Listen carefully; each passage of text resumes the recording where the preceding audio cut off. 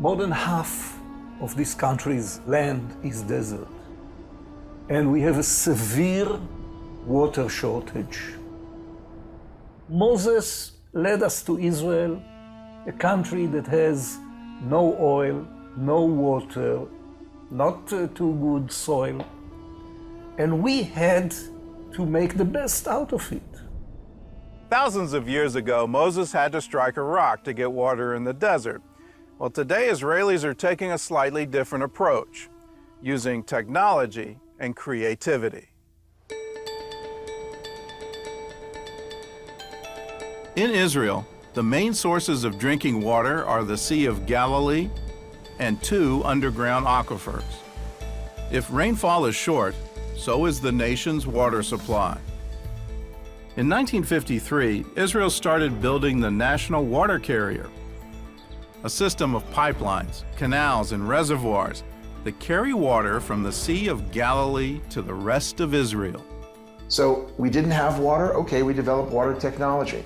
One of the things that Israel has excelled in is taking what some people would see as risk factors or as curses and turning them into blessings.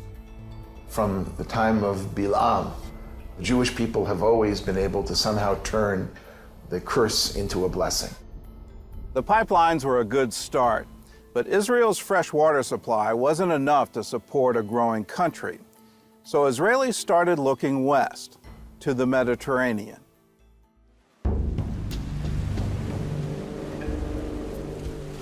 For thousands of years, the Mediterranean Sea was the center of the ancient world, the crossroads between Europe, Asia, and Africa. And now it's one of Israel's greatest natural resources. Israel is desalinating so much of its drinking water, the majority of our drinking water's origin will be the Mediterranean Sea by the end of next year. Today, Israel produces 450 million cubic meters of drinkable water a day. Through a process called seawater reverse osmosis, water can go from the ocean to the faucet in less than 90 minutes. The Israeli technology is now used in more than 40 countries around the world. And thanks to the Mediterranean, Israel may soon have something that was once unthinkable: a water surplus. In this country, we don't have much water, except somehow, by the end of this decade, Israel is going to become a net water exporter. Just on today's news, there was an item about how Israel is stepping up the export of water to Jordan in order to supply water for all the Syrian refugees who are fleeing into Jordan. While Israel produces drinking water from the sea, many farmers are getting water for their crops literally out of thin air. Ancient Israelites used stones to collect the dew every morning. Now an Israeli company is using plastic trays to do the same. The trays were developed by Talyad Technologies, which means God's dew in Hebrew. Every morning, these trays channel the dew straight into the roots of the plants. They also prevent weeds from growing between the plants and reduce water usage by up to 50%. Israeli farmers have always made good use of their water, but it wasn't long before they realized that in order to survive, they also needed to start reusing it. Today, Israel recycles 80% of its wastewater. The closest competitor is Spain with 10%. So we recycle more than 8 times more water than any other country on the planet. Israelis developed a way to purify wastewater using ultraviolet light. This treated water is then used to irrigate crops. If you use it for vegetables, then you would like to clean it to the extent that you can almost drink it. So it is treated to a very high degree. Today, 60% of the water that is irrigating fields in Israel is produced water and not natural water. And I'll give you an example of our farm here on the kibbutz. We grow jojoba, and we use only sewage water, only treated wastewater to irrigate our jojoba. And this is done all over Israel. Israel may be short on fresh water, but the country's Negev desert is sitting on an underground ocean, too salty to drink or desalinate. So Israeli settlers found a new way to use it. You cannot really fight nature. Nature will fight you back. We found out after the years that it's better to cooperate and to coordinate with what you've got. Yoav Dagan is one of a growing number of Israelis who have left the ocean to go fishing in the desert. They build fish farms using the warm, salty water from underground. It's ideal for raising saltwater fish like tilapia, sea bass, and barramundi. The place here is working without chemicals, without anything. It's very healthy, it's friendly for the environment, and it's good for us in a matter of the pocket. We are making good money, and this is the bottom line.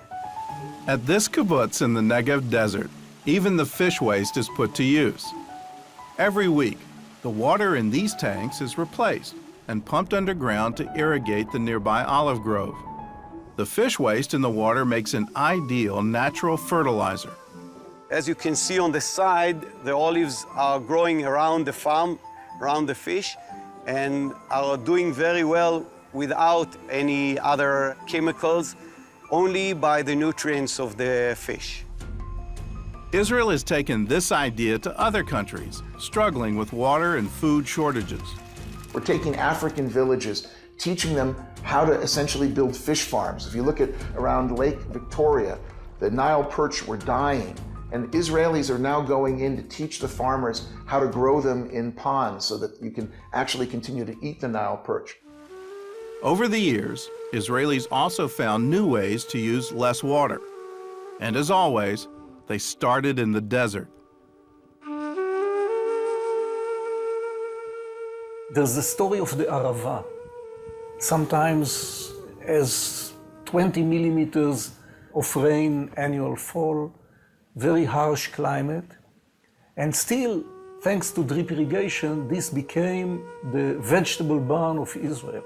65% of vegetable export out of Israel, mainly to Europe, is coming from the Arava. Today, even the driest parts of the desert are blooming, with help from a process called drip irrigation. The idea is older than the state of Israel itself. When the first settlers came here, young people came from the city and they wanted to be farmers. And they came to Kibbutz Hatzerim and they faced many challenges. Arid land, high salinity, not enough water. And there was even a time when they considered moving to another place. But then Ben-Gurion came, who was a leader with a real vision, and he said, guys, if you want to move, it's okay, but further south, not back to the north. And we stayed here and we continued and we did some experiments, but still we were struggling. Then we met the guy who invented drip irrigation. That guy was an engineer named Simcha Blas. He got the idea for drip irrigation after seeing a tree that was larger than the others around it.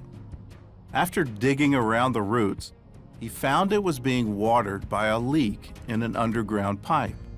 So this gave him the idea, but it took him some years, actually until plastic was introduced, to start and make experiments with drippers that will emit water in small drops. And this is basically drip irrigation.